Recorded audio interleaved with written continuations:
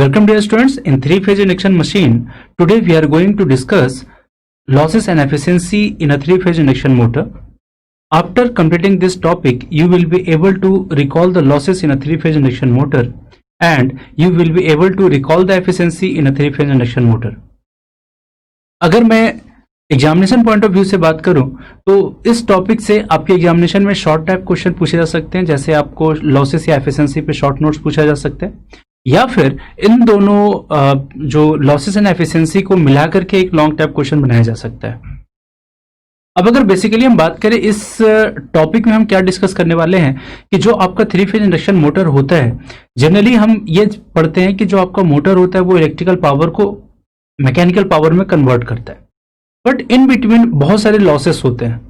उस लॉसेस को हम डिस्कस करने वाले हैं, क्योंकि ऑब्वियस सी बात है कि अगर आप अपने जो मशीनरी है उसमें क्या क्या लॉसेस हो रहे हैं, अगर ये आप निकाल लेते हो तो आप आसानी से उसके एफिशिएंसी निकाल सकते हैं। और अपने एफिशिएंसी को इंक्रीज करने के लिए आप लॉसेस को कैसे कम कर सकते हो, इसके लिए आपको अपने मशीनरी के लॉसेस पता होने चाहिए। तो ये कंप्लीट डिस्कशन हम इस पूरे टॉपिक में करने वाले हैं। तो आइए सबसे पहला लर्निंग आउटकम स्टार्ट करते हैं, that is losses in a three phase induction motor. तो अब हम डिस्कस करते हैं losses in a three phase induction motor. अब अगर बात किया जाए इंडक्शन मोटर में, तो जब हम working principle of three phase induction motor discuss कर रहे थे तो वहां पे हमने डिस्कस किया था कि जो आपका इंडक्शन मोटर है उसमें दो वाइंडिंग आप यूज करते हैं, स्टेटर वाइंडिंग या रोटर वाइंडिंग, और जो इलेक्ट्रिकल एनर्जी सप्लाई आप देते हो वो थ्री फेज इंडक्शन मोटर के स्टेटर वाइंडिंग पे आप सप्लाई देते हैं, जो कि आपका मेन मैग्नेटिक फ्लक्स प्रोड्यूस करता है। और वो फ्लक्स जब आपके रोटर वाइंडिंग को कट करता है तो उस रोटर वाइंडिंग के कट करने से उसमें वोल्टेज इंड्यूस होता है, करंट प्रोड्यूस होता है, देन उस रोटर भी अपना एक मैग्नेटिक फील्ड डेवलप करता है, और दोनों स्टेटर और रोटर मैग्नेटिक फील्ड के बीच में एक फोर्स ऑफ अट्रैक्शन और रिपल्सन अप्लाई होता है, जिसके कारण आपका रोटर का रोटेशन जो होता है वो कंप्लीट हो पाता है। तो अब यहां पे अगर आप बेसिक अगर समझो कि आपने जब इलेक्ट्रिकल सप्लाई अपने स्टेटर वाइंडिंग को दिया तो आपका स्टेटर वाइंडिंग कुछ ना कुछ तो उसमें लॉसेस होंगे, जैसे जो भी आप स्टेटर वाइंडिंग यूज करो वो किसी न किसी कंडक्टिव मटेरियल का होगा, और अगर वो कंडक्टिव मटेरियल का होगा तो ऑब्वियस सी बात है कि उसके अपनी कुछ ना कुछ रेजिस्टेंस वैल्यू होगी। तो अगर उसकी कुछ ना कुछ रेजिस्टेंस वैल्यू है तो ऑब्वियसली जब उससे करंट पास होगा, स्टेटर वाइंडिंग करंट पास होगा, तो उसमें आई स्क्वायर आर लॉस होगा और आप उसे बोलते हैं स्टेटर कॉपर लॉस। तो अगर मैं बात करूं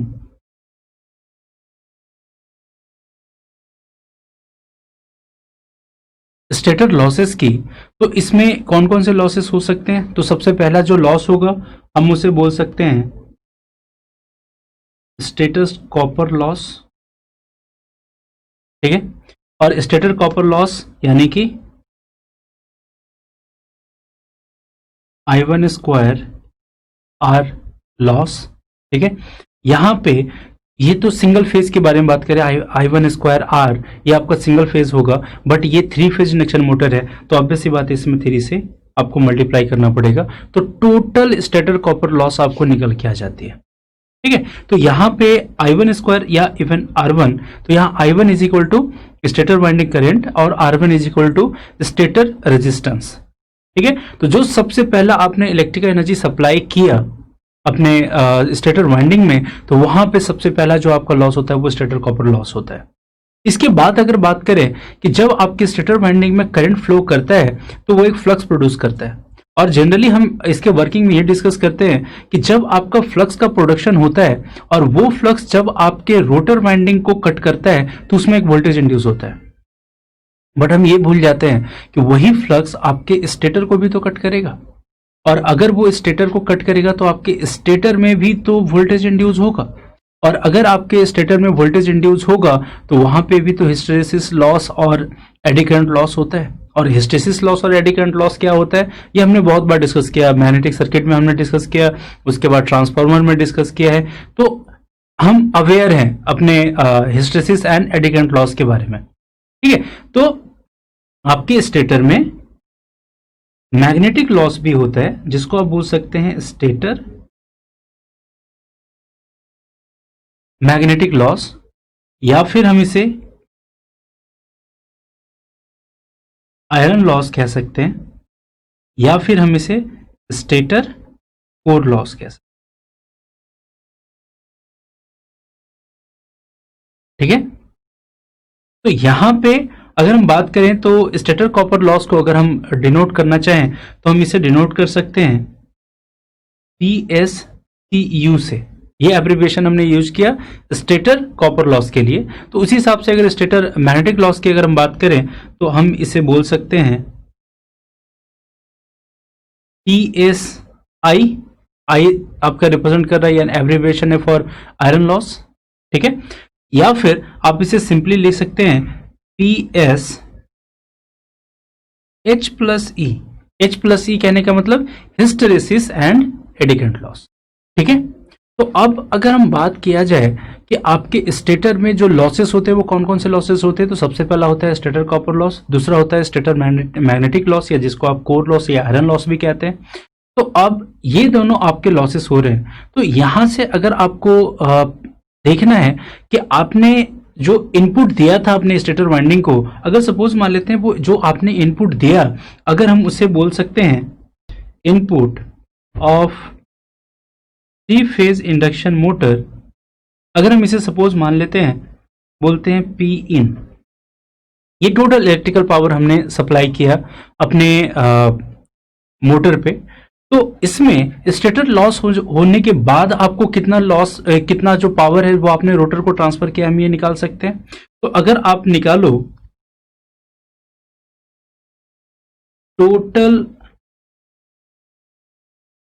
power output of the stator, total power output of the stator, इस कंडीशन में क्या होगा, जो आपने टोटल इनपुट पावर दिया था माइनस इसमें से आपका स्टेटर कॉपर लॉस होगा,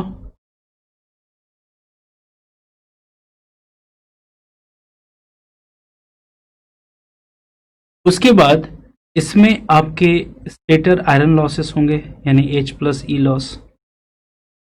और ये जो लॉस आपको आप माइनस करने के बाद अपने इनपुट पावर में जो पावर होगा वो total output power of the stator होगा, और यही पावर आपके रोटर के लिए इनपुट पावर बनेगा। ठीक है, तो अब यहां पे हमने स्टेटर लॉसेस डिस्कस कर लिए। अब बात करते हैं अपने रोटर लॉसेस पे। ठीक है, अब अगर हम रोटर लॉस के बारे में बात करें तो क्या होता है, जब आपका मेन मैग्नेटिक फ्लक्स आपके रोटर वाइंडिंग को कट करता है तो उसमें एक वोल्टेज इंड्यूस होता है। वोल्टेज के इंडक्शन के बाद चूंकि आपका रोटर एक क्लोज सर्किट में होता है तो उसमें करंट फ्लो करता है। अब अगर आपका करंट फ्लो होगा तो ऑब्वियस सी बात है ना कि आपके रोटर वाइंडिंग भी किसी न किसी कंडक्टिव मटेरियल के बने होते हैं, और अगर वो कंडक्टिव मटेरियल के बने होंगे तो उसमें भी रेजिस्टेंस का वैल्यू होगा, जिससे रोटर करंट पास होने के बाद I² R लॉस होगा। तो उस कंडीशन में जो आपका सबसे पहला लॉस होगा हम उसे क्या बोलेंगे, रोटर कॉपर लॉस, और हम इसे बोल सकते हैं 3I² R2, जहां पे I² जो है यानी कि जो I2 है वो आपका रोटर वाइंडिंग करंट होगा, R2 जो होगा वो रोटर वाइंडिंग रेजिस्टेंस होगा। तो यहां पे अगर हम इसे डिनोट कर दें PRCU कहने का मतलब रोटर कॉपर लॉस। ठीक, क्लियर होता है। अब एक बार रोटर कॉपर लॉस हो गया, अब उसके बाद जो इलेक्ट्रिकल एनर्जी बचा हुआ है उसमें वो भी मैग्नेटिक एनर्जी में कन्वर्ट होगा, क्योंकि एम्पीयर सर्किट वाला क्या बोलता है, कोई भी करंट कैरिंग कंडक्टर एक अपना मैग्नेटिक फील्ड डेवलप करता है। तो अब आपके रोटर में जो करंट पास हो रहा है वो भी अपना एक मैग्नेटिक फील्ड डेवलप करेगा। वो अगर अपना मैग्नेटिक फील्ड डेवलप करेगा तो वो जो फ्लक्स है वो भी तो लिंक करेगा ना आपके रोटर को, और अगर आपके रोटर को लिंक करेगा तो ऑब्वियस सी बात है वहां भी आपका कोर लॉस या आयरन लॉस या मैग्नेटिक लॉस होगा। तो सेकेंड लॉस जो होगा आपके रोटर में हम उसे क्या कहते हैं, रोटर मैग्नेटिक लॉस, या फिर इसे हम कोर लॉस बोल सकते हैं। तो सेकेंड जो हमारा लॉस हमारे रोटर वाइंडिंग में हो रहा है उसे हम बोलते हैं रोटर मैग्नेटिक लॉस या कोर लॉस या आयरन लॉस। और अगर इसे चाहें तो हम इसे रिप्रेजेंट कर सकते हैं PR hysteresis plus eddy current loss, ये आपके रोटर में भी होगा, ऑब्वियस सी बात है। इसके साथ साथ जो अब आपका इलेक्ट्रिकल एनर्जी बच रहा है आपके रोटर में, जो मैग्नेटिक एनर्जी में कन्वर्ट हुआ था, अब वो कन्वर्ट होगा आपके मैकेनिकल एनर्जी में। और जब वो मैकेनिकल एनर्जी में कन्वर्शन होगा तो ही क्या होता है, आपका रोटर रोटेट होना स्टार्ट होगा, और जैसे आपका रोटर रोटेट होना स्टार्ट होगा तो उसमें सबसे पहला जो अपोजिंग फोर्स लगेगा वो आपका लगेगा विंडेज फ्रिक्शन लॉस, जिसको आप विंडेज लॉस भी सिंपली बोलते हैं। क्योंकि जो आपका रोटर है जब वो रोटेट करेगा तो उसके सराउंडिंग में एयर्स अवेलेबल होंगे, और जब वो उसके एयर के सराउंडिंग में जब वो आपका रोटर रोटेट होगा तो ऑब्वियस सी बात है कि विंडेज जो होगी यानी जो एयर होगी वो आपके रोटर के मोशन के अपोजिट डायरेक्शन में एक फोर्स लगाता है जिसको हम बोलते हैं फ्रिक्शन लॉस। तो सबसे पहला जो होगा वो विंडेज फ्रिक्शन लॉस होगा। साथ ही साथ जो आपका रोटर रोटेट करता है वो शाफ्ट की मदद से रोटेट करता है, जिस पे आप बेयरिंग लगा के रखते हो, तो आपके शाफ्ट बेयरिंग पे भी तो फ्रिक्शन लॉस होगा। तो यानी कि जैसे आपका जो मैकेनिकल पावर डेवलप होता है, आपका रोटर रोटेट होना स्टार्ट होता है, उसमें आपके विंडेज लॉस और फ्रिक्शन लॉस इंक्लूड कर जाते हैं। तो हम इसे लिख सकते हैं, ठीक है। हम इसे चाहे तो एब्रिविएशन में लिख सकते हैं PW+F।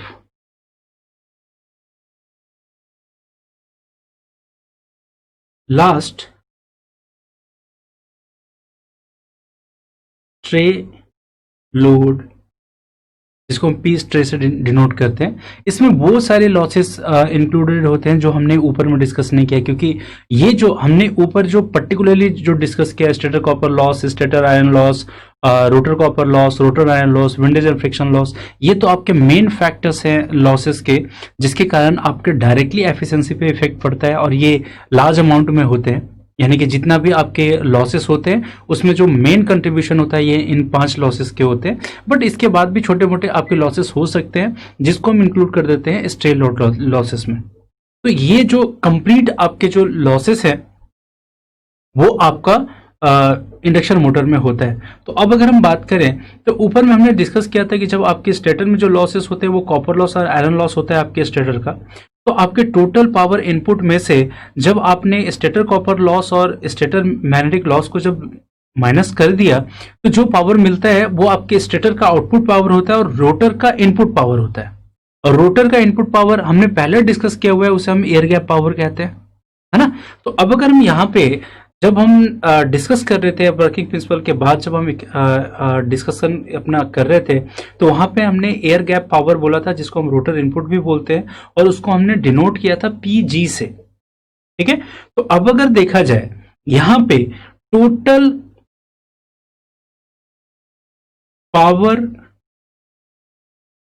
Power input to the rotor जो होगा that is equal to air gap power,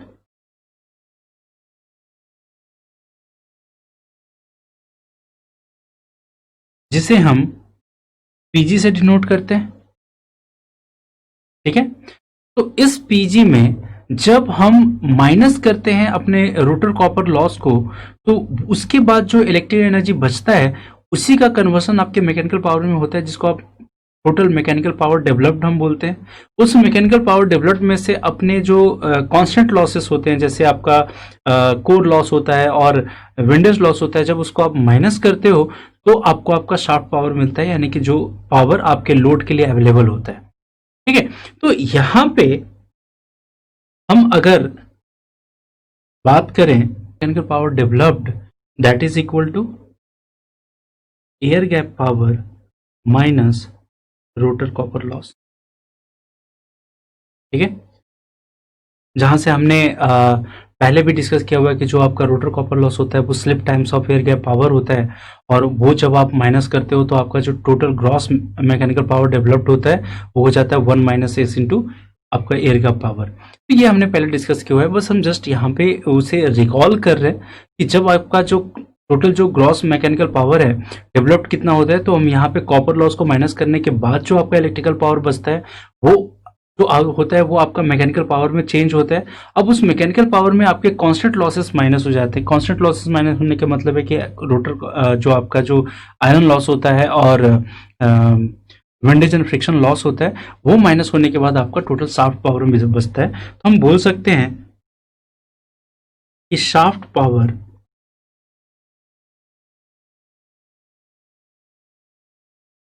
of the motor is equal to जो भी आपका टोटल जो आपका बच रहा था, जो टोटल मैकेनिकल पावर डेवलप हो रहा था, that is equal to PG minus P R C U. फिर इसमें आपका माइनस होगा P R H plus E, यानी टोटल जो आपका आयरन लॉस है, माइनस जो आपके फ्रिक्शन विंडेज लॉस होते हैं, और इसके बाद जो आपका पावर बच रहा है वो शाफ्ट पावर होगा जो कि आपके लोड के लिए अवेलेबल होगा।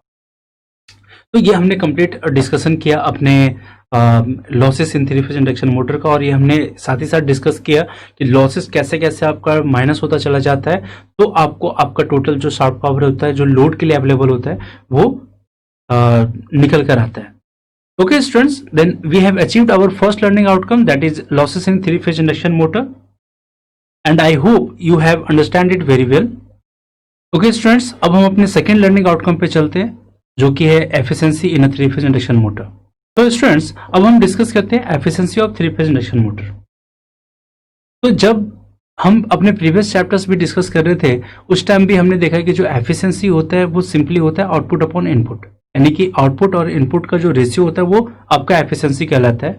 और सिंपली अगर देखा भी जाए तो एफिशिएंसी क्या होता है कि आपने किसी भी सिस्टम को कितना इनपुट दिया और आपके आउटपुट पे क्या मिल रहा है, इन दोनों का जो आपका रेशियो निकल कर आता है वो एक्चुअली आपको बताता है कि आपका सिस्टम कितना एफिशिएंट है। तो यहाँ पे भी आपके एफिशिएंसी का जो फॉर्मूला है, जो आपके एफिशिएंसी का जो डेफिनेशन है वो सेम है एज इट इज, जैसे हमने प्रीवियस जो मशीनरीज पढ़े थे। तो efficiency of three phase induction motor, अगर सपोज हम उसे ईटा से रिप्रेजेंट कर रहे हैं तो ये भी होगा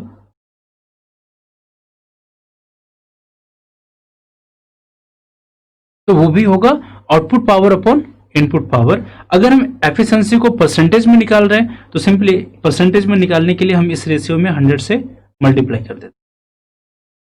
ठीक है, तो अब अगर हम इंडक्शन मोटर के केस में बात करें तो इंडक्शन मोटर के केस में क्या होगा, जो टोटल जो आपका पावर आउटपुट है वो आपका मैकेनिकल पावर है, और मैकेनिकल पावर क्या है, शाफ्ट पावर या पावर अवेलेबल एट शाफ्ट। ठीक है, तो हम यहां पे बोल सकते हैं, तो हम फाइनली अगर हम यहाँ पे बात कर सकते हैं तो हम लिख सकते हैं सिंपली, अगर एक फॉर्मूले के तौर पे अगर इसे लिखना होगा तो हम इसे लिख सकते हैं percentage efficiency of three phase induction motor is equal to shaft power upon input power into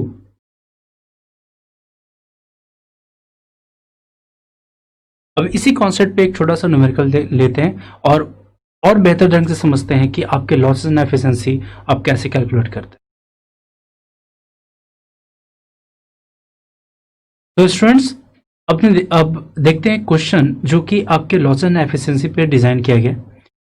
अगर क्वेश्चन को पढ़ो तो ये क्या कर रहा है कि a 6 pole 50 hertz 3 phase induction motor running on full load develops a useful torque of 160 newton metre when the rotor EMF makes 120 complete cycle per minute.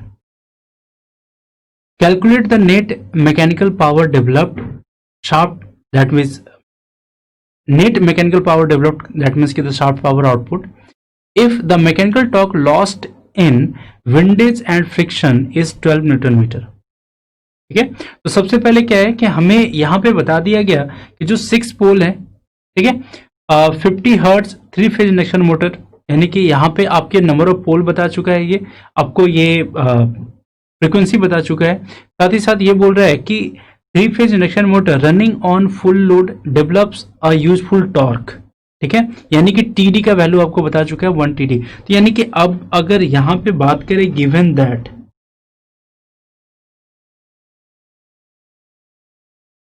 Frequency 50 hertz, उसके बाद आपको useful torque that means TD 160 NM,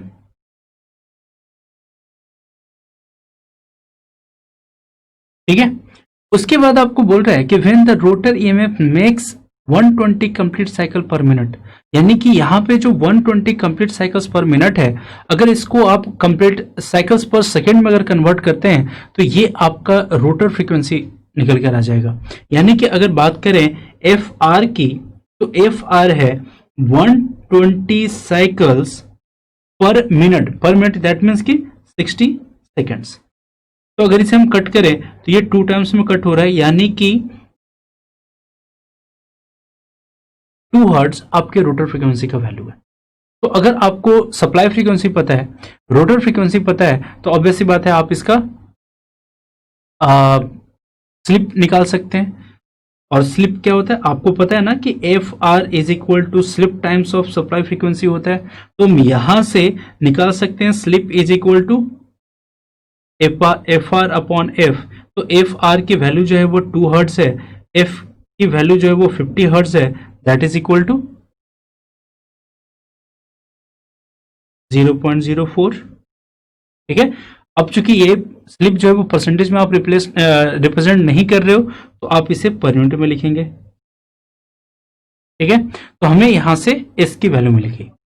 अब हमारे पास number of पोल है, supply frequency है, तो हम अपने मोटर का सिंक्रोनस स्पीड निकाल सकते हैं और उसका फॉर्मूला क्या होता है, N S is equal to 120 F by P. तो 120 एफ की वैल्यू है 50, पी की वैल्यू कितनी हो गई 6, इसे कट करेगा 20 टाइम्स में, दैट मीन्स 1000 आरपीएम। ये आपके एनएस की वैल्यू हो गई। अब अगर ये एनएस की वैल्यू हो गई तो एन आर यानी कि रोटर का जो स्पीड है, अगर सपोज हम उसे सिंपली एन से रिप्रेजेंट करते हैं तो हम निकाल सकते हैं ना, स्लिप इज इक्वल टू आप पढ़ते हो N S minus N upon N S per unit की वैल्यू में। तो यहां से हम लिख सकते हैं 1 माइनस एन अपॉन एन एस। यहां से हम लिख सकते हैं N upon N S is equal to 1 minus S. Then हम लिख सकते हैं rotor speed is equal to 1 minus slip times of synchronous speed. इस वैल्यू पे पुट करें तो हमें रोटर स्पीड निकल जाएगा, और रोटर स्पीड कितना होगा, N is equal to 1 minus S की वैल्यू है 0.04 इंटू 1000। दैट मीन्स 1 माइनस 0.04 हम उसे क्या लिख सकते हैं 0.96 इंटू 1000, दैट मीन्स 960 आरपीएम आपके रोटर की स्पीड है। तो हमने यहां पे अपने सिंक्रोनस स्पीड निकाल लिए और स्पीड निकाल लिया, रोटर स्पीड निकाल लिया, जो कि आरपीएम में हमने निकाल लिया। लेकिन जब हम डिस्कस कर रहे थे अपने पावर इक्वेशन के बारे में, तो वहां पे हम पढ़ रहे थे जो पावर होता है वो टॉर्क इनटू स्पीड का प्रोडक्ट होता है, और वहां पे जो आप स्पीड यूज कर रहे थे वो आपका एंगुलर स्पीड हो रहा था। और आपको पता है अगर हम सिंक्रोनस स्पीड के लिए एंगुलर स्पीड अगर निकालने जाए तो omega M S is equal to हम क्या कर सकते हैं 2 पाई एन एस अपॉन 60। ठीक है, तो अब यहाँ पे ओमेगा एम एस का वैल्यू हम निकाल सकते हैं, जो कि क्या होगा 2 पाई एन एस की वैल्यू हमने निकाली 1000 upon 60, that is equal to. ठीक है, तो यहाँ पे एंगुलर सिंक्रोनस स्पीड जो निकल कर आ रहा है वो आ रहा है हमारा 104.72 रेडियन पर सेकेंड, मैकेनिकल रेडियन पर सेकेंड। तो उस हिसाब से हम अपने रोटर का जो स्पीड है उसे भी एंगुलर स्पीड में कन्वर्ट कर सकते हैं, और वहां पे लिख सकते हैं omega M is equal to 2 pi N upon 60, that is equal to 2 pi into N का वैल्यू हमारा है 960 upon 60, that will be equal to, तो वो आ रहा है 100.53 रेडियन पर सेकेंड। तो यहां पे हमने angular speed of synchronous speed and rotor speed हमने निकाल दिया। अब हमें क्या, सबसे पहला जो आपका क्वेश्चन बोल रहा है वो आपको बोल रहा है कि जो टोटल पावर डेवलप्ड यानी शाफ्ट पावर डेवलप्ड जो है वो आपको निकालना है। तो shaft power developed PD is equal to होता है टीडी इंटू ओमेगा एम। तो जो हमारा जो टोटल पावर डेवलप्ड होता है PD, that is equal to total torque developed, that is equal to TD into omega M, यानी कि जो आपका एंगुलर रोटर स्पीड है वो। तो यहां पे आपके क्वेश्चन में जो टीडी का वैल्यू है वो दिया हुआ है 160 न्यूटन मीटर, और अभी हमने अपने एंगुलर रोटर स्पीड का वैल्यू निकाला है, वो क्या है 100.53। तो पीडी का वैल्यू क्या हो जाएगा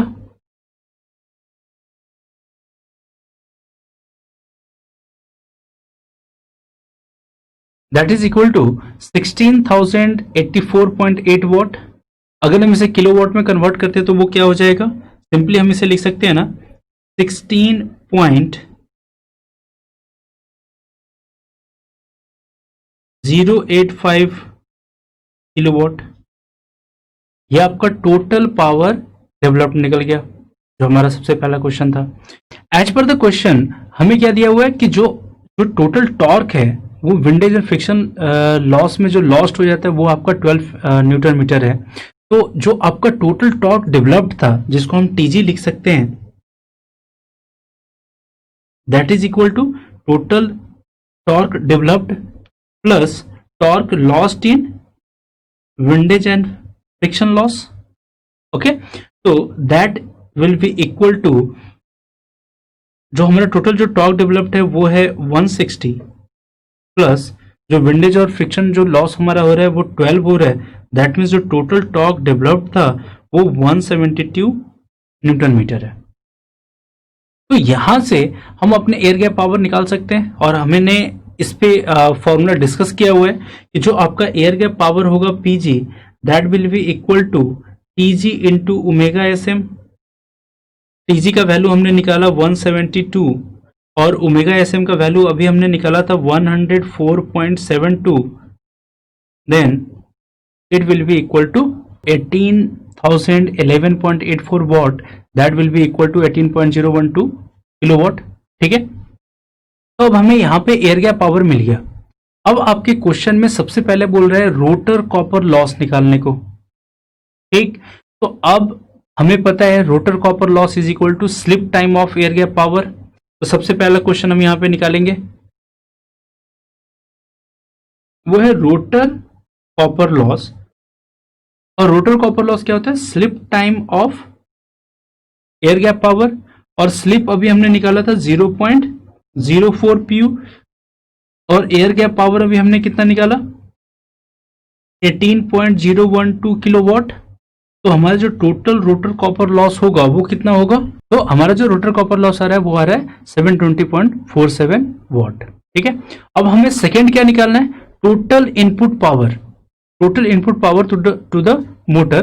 तो सेकंड पॉइंट हम निकालेंगे, अब हमें निकालना है यहाँ पे टोटल पावर इनपुट, और total power input is equal to P in is equal to PG plus जो आपके स्टेटर लॉसेस है।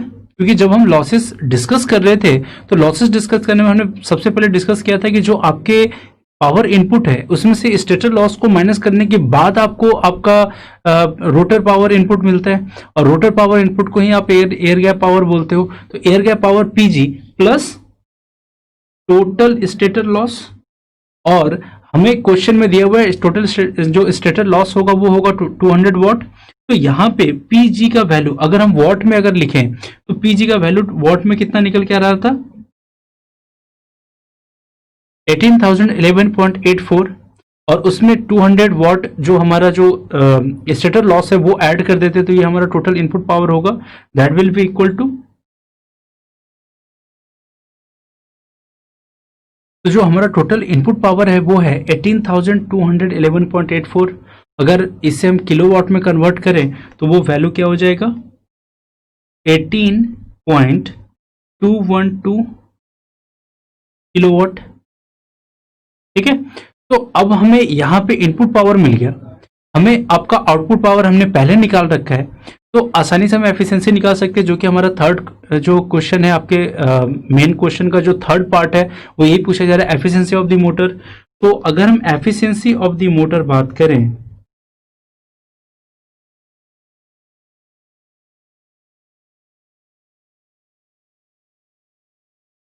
Percentage eta is equal to P T upon P in into 100, और पी डी का value हमने निकाला हुआ है, पी डी का वैल्यू हमने निकाला है, तो हमें जो एफिशिएंसी मिल रहा है अपने मोटर का वो मिल रहा है 88.32%। ठीक है, तो यहाँ पे आपने देखा सबसे पहले जो आपके क्वेश्चंस दिए हुए थे उस हिसाब से आपको सबसे पहले पूछ रहा था कि जो आपका output power, total output power वो कितना होगा, जो कि हमने निकाला था 16.085 किलोवाट। उसके बाद उसने हमसे रोटर कॉपर लॉस निकलवाया, और रोटर कॉपर लॉस हमारा आया 720.47 वॉट। देन उसने हमसे क्वेश्चन में जो बोला गया कि आपको टोटल इनपुट पावर निकालना पड़ेगा, तो हमें पता है एयर गैप पावर निकालने के बाद अगर आप उसमें स्टेटर लॉस को ऐड कर देते हो तो वो आपका टोटल इनपुट पावर निकल जाता है, और total output power upon total input power is equal to efficiency of the motor. और इस तरीके से आपके एग्जामिनेशन में क्वेश्चन पूछे जा सकते हैं लॉसेस एंड एफिशिएंसी पे, और आपको इस हिसाब से 1 बाय 1 करके अपने आंसर्स निकालने। तो स्टूडेंट्स, हमने अपने सेकंड लर्निंग आउटकम जो कि है एफिशिएंसी इन अ 3 फेज इंडक्शन मोटर, वो हमने अचीव कर लिया है। एंड आई होप कि आपको ये बहुत अच्छे से समझ में आया होगा।